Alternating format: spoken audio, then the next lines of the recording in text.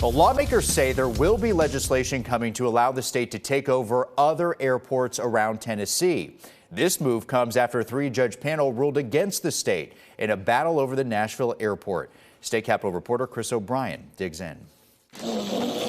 Now that Nashville's old airport authority board is in power again, what happens now? I think it moves forward full throttle ahead. There's nothing that's going to plateau the progress of this region if we all as legislators work together to address the hurdles that are in place. Earlier this year, the state pushed legislation to take over the majority of seats on the board.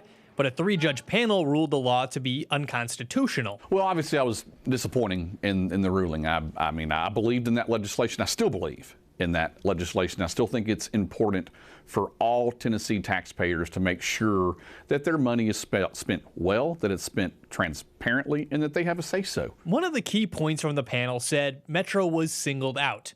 With that in mind, the question now becomes, could we see legislation affecting other airports moving forward? And I think that's a real possibility. But airport authorities are created by statute, and some of them may be created a little bit differently.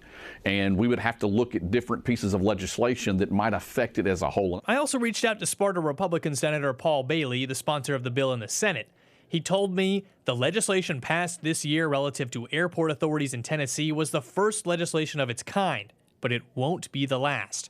I am working on a similar bill with a broader application to ensure other major airports in the state of Tennessee are encompassed, a move that will certainly elicit frustration from Democrats. It's really on my colleagues across the aisle.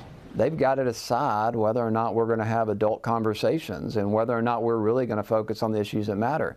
I don't have control over that. The Attorney General's office says it is reviewing legislation on the matter. It's widely expected to appeal the three-judge panel's ruling. Now, I also reached out to the Nashville airport for comments.